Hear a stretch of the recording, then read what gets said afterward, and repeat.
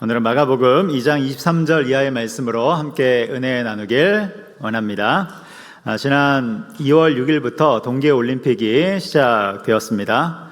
그 중에 우리나라 최가온 선수가 스노보드 종목에서 금메달을 획득했죠.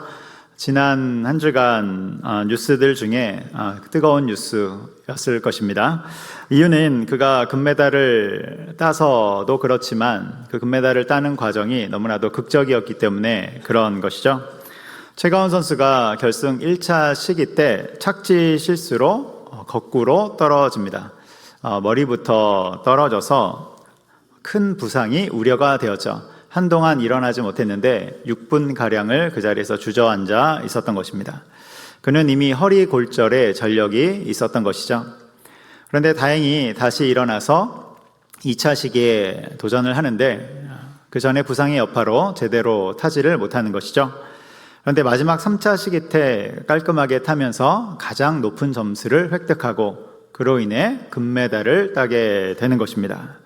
그가 포기하지 않고 끝까지 임해서 금메달이라는 귀한 성취를 얻은 것이죠.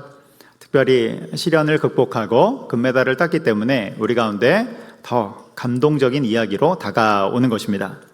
그런데 이 이야기보다 우리가 좀 더 주목하고 싶은 것은 그의 아버지의 격려와 독려입니다. 1차 시기 때 크게 넘어지면서 최가온 선수는 포기를 생각하기도 했습니다. 기권을 생각한 것이죠. 몸이 온전치 않다고 판단해서 기권해야겠다는 생각도 있었던 것입니다. 그런데 그의 아버지가 옆에서 격려하고 독려한 것이죠. 4년을 기다린 올림픽인데 이대로 마치기에는 너무나도 아쉽지 않냐는 것입니다. 이 말을 듣고 최가온 선수가 다시금 2차 시기, 3차 시기에 도전을 했고 그것을 통해서 금메달을 따게 된 것입니다. 아마도 아버지의 독려가 없었다면 그는 포기했을지도 모르겠습니다. 그런데 이 이야기를 보면서 교회를 묵상하게 되었습니다. 교회는 어떤 곳인가? 우리가 함께 있는 이 교회 공동체는 어떠한 곳인가? 여러분, 교회는 서로를 독려하고 격려하는 곳, 그런 위로의 공동체가 되는 것이죠. 특별히 어떤 시련이나 아픔 가운데 있는 성도들이 있다면 그를 홀로 두지 않고 그를 위해 기도해주고 섬겨주고 사랑으로 보듬어줘서 계속해서 믿음의 길을 갈 수 있도록 수고해주는 곳이 바로 교회 공동체이고 우리의 성도들임을 묵상하게 되는 것입니다.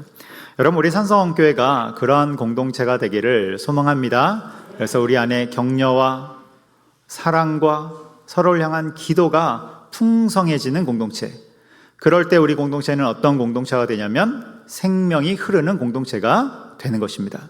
예수 그리스도의 생명이 충만하여서 우리 주변으로 또 우리의 환경으로 계속해서 흘러나가는 공동체, 여러분 그 아름다운 공동체 가운데 있기를 소망합니다. 오늘 본문은 그러한 격려와 살리려는 사람들이 아니라 오히려 죽이려고 하는 사람들이 나오죠. 그 사람들은 바로 바리새인들입니다. 오늘 본문의 시작점인 23절에서 이렇게 말씀하는데요. 우리 23절 말씀을 같이 한번 읽어보도록 하겠습니다. 안식일에 예수께서 밀밭 사이로 지나가실새 그의 제자들이 길을 열며 이삭을 자르니. 아멘. 예수님이 제자들과 함께 밀밭 사이로 지나갑니다. 근데 여기는 일반적으로 다니는 길은 아니에요. 그러니까 예수님이 조금 급하셨는지 길을 밀밭 사이로 질러 가신 것입니다. 그런데 이때 제자들이 밀밭을 지나갈 때 그냥 얌전히 지나간 것이 아니라 거기 이삭을 잘라서 먹은 것이죠. 정확히 말하면 이삭을 손으로 비벼서 알곡을 취한 것입니다. 이것에 대한 그림들이 있는데요. 한번 보여주시겠어요? 네, 이런 밀밭을 지나가는데요. 여기 보면 조금 한가롭게 보이는데 이렇게 한가롭게 지나간 건 아닌 것 같습니다. 네, 다음 그림 괜찮습니다. 네, 여기 보면 이삭을 이렇게 취하는 장면이 나옵니다. 네, 그 다음 그림도 보이시겠습니까? 네, 요즘은 밀밭 사이길이 이런 식으로도 되어 있다고 합니다. 여러분, 우리나라로 따지면 저기 그림에 보면 맨 끝에 바리새인들이 주시하고 있죠. 알곡을 먹나 안 먹나, 밀밭을 가만히 지나가나 안 지나가나 주시하고 있는 장면이 나옵니다. 감사합니다. 여러분, 우리식으로 따지면 논두렁을 지나간 거예요. 논두렁 길을 가로질러 간 것이죠. 이때 제자들이 알곡을 먹자, 밀밭의 그 곡식을 먹자 바리새인들의 공격이 시작됩니다. 24절에 이렇게 공격하는데요. 같이 읽어보도록 하겠습니다. 바리새인들이 예수께 말하되 보시오, 저들이 어찌하여 안식일에 하지 못할 일을 하나이까. 이런 것을 보면 바리새인들도 참 할 일이 없구나 이런 생각이 들기도 합니다. 그것을 또 지켜보고 그걸 먹나 안 먹나 하면서 이제 꼬투리를 잡는 것이죠. 여기 보면 저들이 제자들이에요. 제자들이 안식일에 하지 못할 일을 했다 이렇게 말하는 것입니다. 그러니까 제자들이 율법을 어겼다 하면서 정죄하는 것이죠. 그렇다면 정말로 제자들은 잘못을 범한 것일까? 이런 정죄를 받을 만한 그런 상황에 그런 일을 한 것일까? 여러분, 구약 성경을 조금만 공부해 보신 분들은 아는 그런 구절들이 있는데요. 그것은 남의 밭에 곡식을 잘라 먹었을 때 그것은 죄가 아니다라는 그런 구절에 대해서 알 수 있는 것입니다. 이것은 신명기 23장 25절을 비롯한 여러 구절에서 말씀하고 있는데요. 만일 어떤 사람이 배가 고파서 남의 곡식의 밭에 들어갔다면 여러분 손으로 따먹을 수 있습니다. 그런데 낫을 댈 수는 없어요. 낫을 댈 수는 없습니다. 손으로 따먹을 수는 있습니다. 또 누군가의 포도원으로 들어갔다면 역시 따먹을 수 있습니다. 그러나 그릇을 가지고 가면 안 돼요.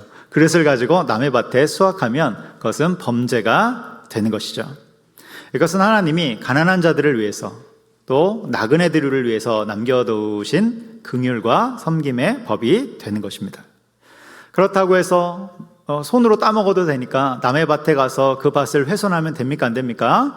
그것은 안 되는 것입니다. 그것은 범죄이자 선대하기 위해 만들어 놓은 좋은 제도를 악용하면 그것은 범죄가 되는 것입니다. 그래서 오늘 본문에 나오는 제자들의 행동은 문제가 없어요. 그런데 바리새인들이 정죄하죠.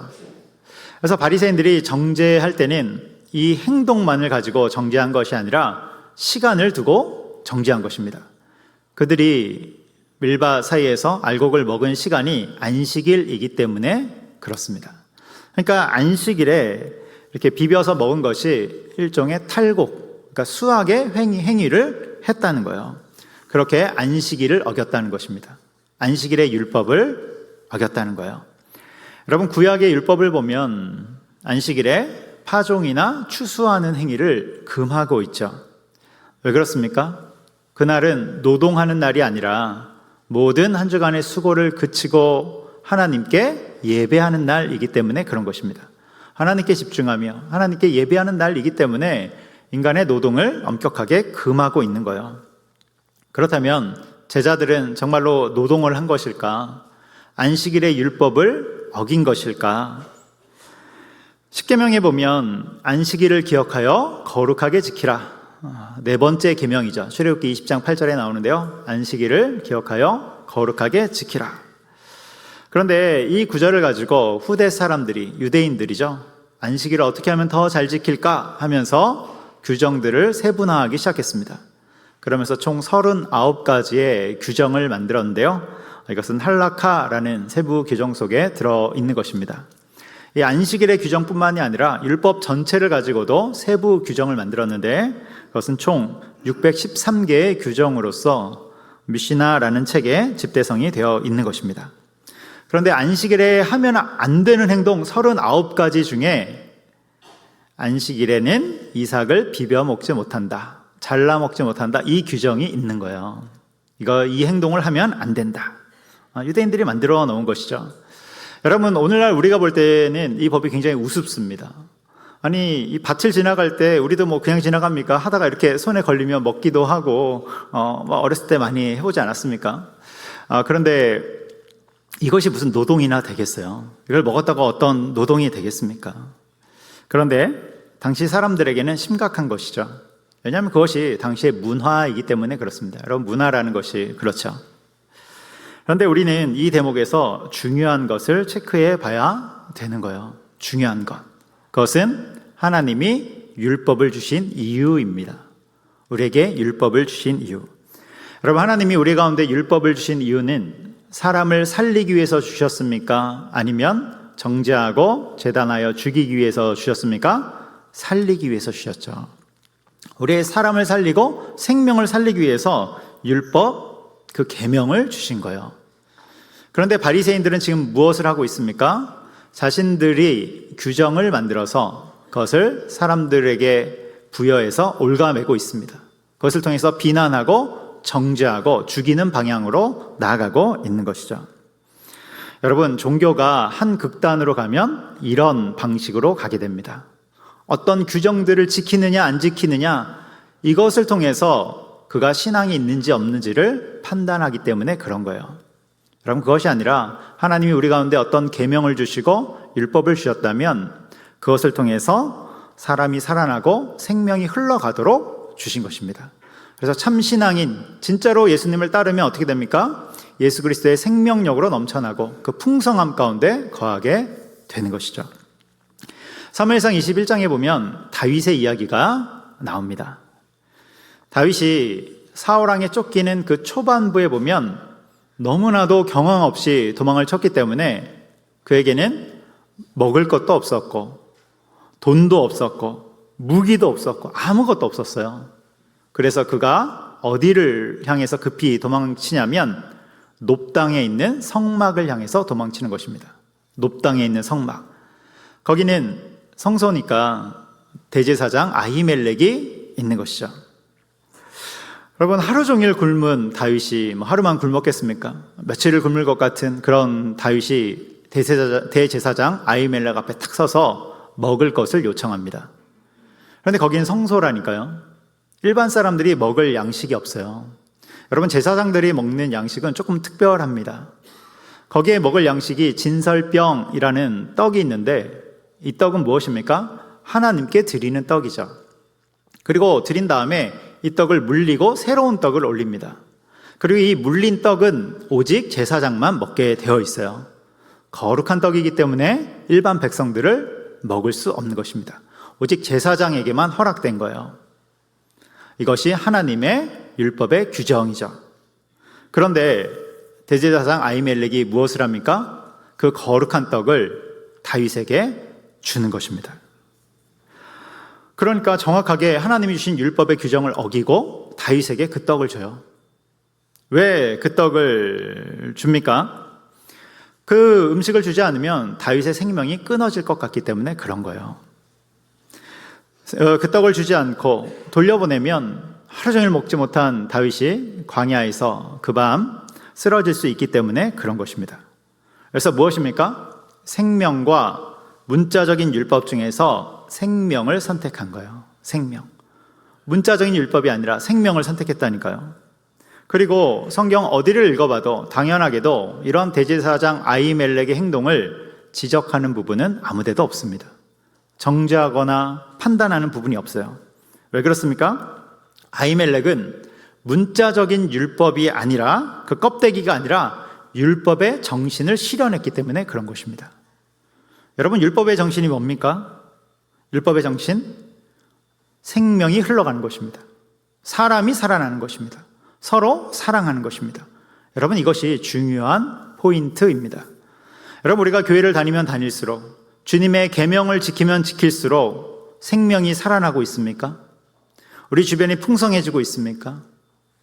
우리의 사람들을 향해서 기도해주고 함께 손잡아주고 있습니까?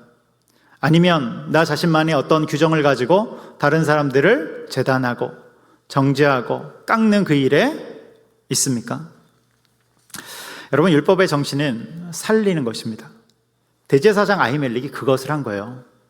그가 율법을 몰랐기 때문에 진설병 그 떡을 준 것이 아니라 율법의 핵심을 알았기 때문에 그 떡을 기꺼이 준 것입니다.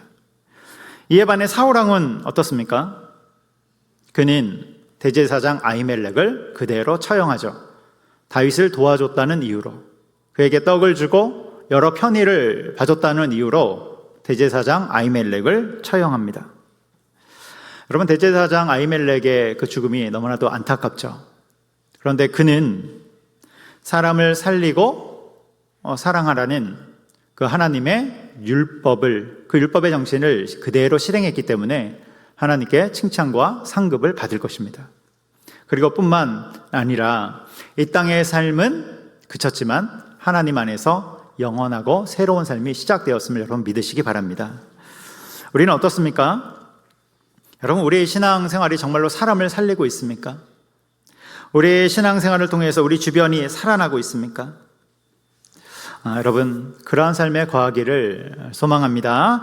청소년 사역을 담당하는 어떤 목사님이 말하기를, 다음 세대를 키우기 위해서는 말과 혀로만 사랑하지 말고 행함과 진실로 하십시오, 이렇게 이야기하면서 행함과 진실은 치킨과 피자입니다, 이렇게 이야기를 했습니다. 그러니까 다음 세대를 키우기 위해서는 말과 혀로만 하지 말고 치킨과 피자로 하라. 그러니까 청년들, 청소년들, 교회학교 학생들에게 말로만 하지 말고 돈을 쓰라는 것입니다. 투자하라는 것이죠. 여러분, 이것이 무슨 뜻입니까? 단순히 돈을 많이 주라는 것입니까? 먹을 것을 잔뜩 주라는 그런 이야기입니까? 아니죠. 사랑과 관심에 생명을 주라는 것입니다. 생명을 흘려보내라는 거예요. 그때 살아나는 것이죠. 생명을 줄 때 생명이 살아나는 것입니다. 가정도 마찬가지죠. 여러분, 가정을 살리는 것은 무엇입니까? 결국 가정을 살리는 건 뭐예요? 주변의 어떤 외적인 환경들, 그런 것이 아니라 가정을 살리는 것도 역시 생명과 사랑이죠. 그리고 이 생명과 사랑의 중요한 키워드가 무엇입니까? 섬김과 용납입니다. 여러분, 한 주간 살면서 또 가정 안에서 섬김과 용납으로 살아가셨습니까? 그렇다면 여러분, 생명 가운데 거하고 있음을 믿으시기 바랍니다. 그것이 생명을 향해 가는 자들의 반응이고 생명을 향해 가는 자들의 삶이 되는 것입니다. 이제 설 연휴 기간이 돌아왔잖아요. 가족과 친지를 만날 때 여러분의 마음은 어떻습니까? 가족과 친지를 만날 때도 역시 생명과 사랑의 관점으로 대하시길 바랍니다. 어떤 분들은 어려울 수 있어요. 힘들 수 있어요. 그래도 생명과 사랑의 관점으로 나아가기를 소망합니다. 교회도 마찬가지예요.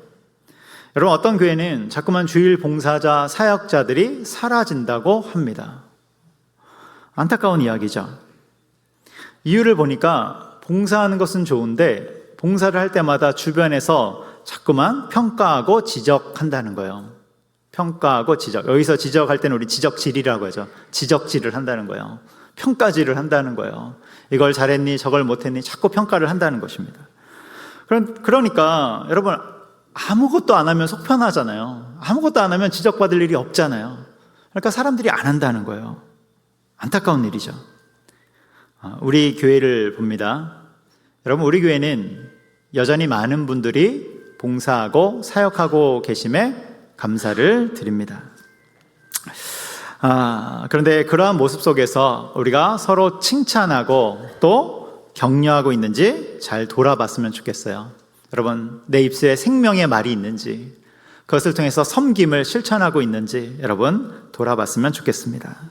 그래서 격려와 사랑에 있어서는 수고를 마다하지 않는 우리가 되기를 소망합니다. 그래서 어떤 잘하는 일이 있으면 적극적으로 칭찬해주고, 좀 못할 때는 어떻게 합니까? 그래도 격려해주고 독려해주고. 왜 그렇습니까?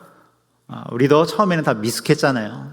누군가가 참고 격려해줬기 때문에 여기까지 온 것입니다. 여러분, 그래서 그것을 통해서 우리는 율법의 정신, 예수님의 계명을 실천하는 것입니다. 여러분, 생명의 방향으로 나아가는 저 여러분 되기를 주님의 이름으로 축복합니다. 여기까지가 오늘 말씀의 첫 번째인 율법의 정신입니다. 율법의 정신. 이제 두 번째를 볼 텐데요. 두 번째는 안식일의 주인입니다. 안식일의 주인. 27절과 28절을 같이 한번 읽어보도록 하겠습니다. 같이 읽겠습니다. 또 이르시되 안식일이 사람을 위하여 있는 것이요 사람이 안식일을 위하여 있는 것이 아니니 이러므로 인자는 안식일에도 주인이니라. 아멘.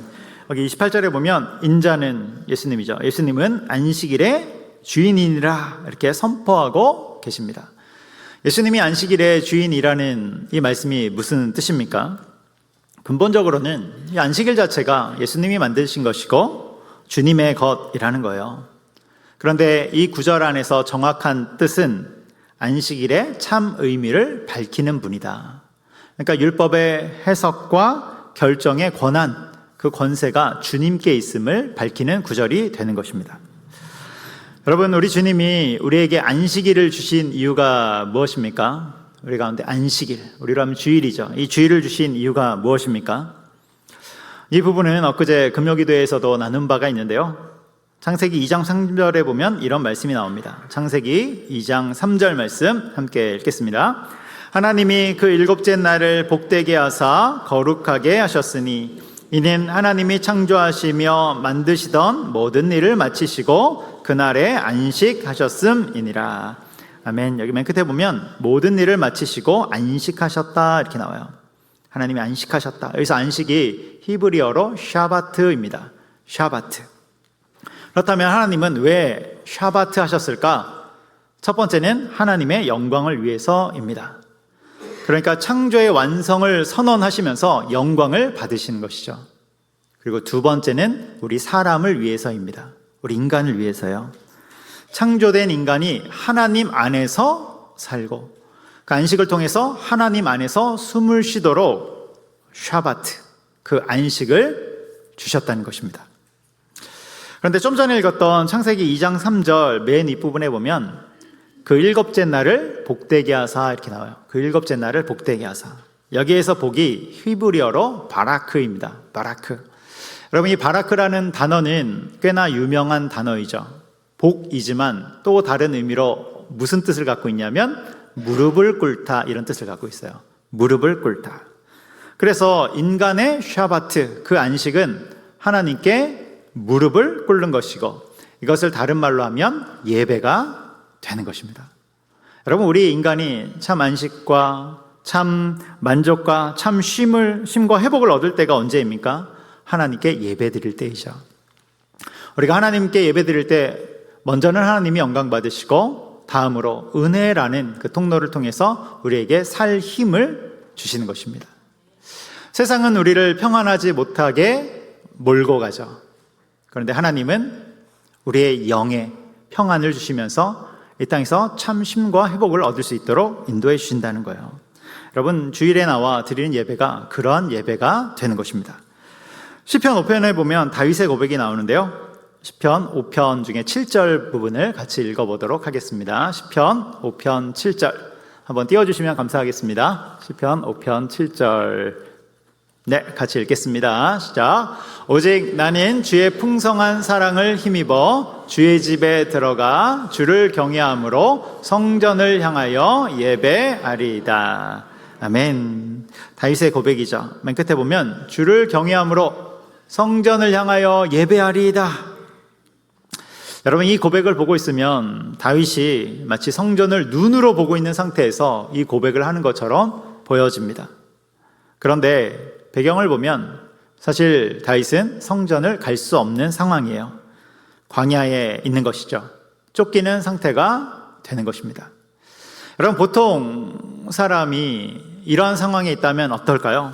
광야에 쫓기는 그 상황에 있다면 어떨까? 어떤 마음이 들까? 하나님, 광야에서 어떻게 예배를 드립니까? 지금 제 인생은 버려진 인생 아닙니까?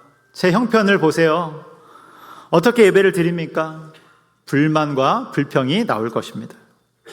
아니, 성전에 갈 수 없는데 어떻게 예배를 드립니까? 성전으로 빨리 회복시켜 주셔야, 복귀시켜 주셔야 예배 드릴 거 아닙니까? 내 형편, 이렇게 이야기할 것입니다. 그런데 다윗은 뭘 고백합니까?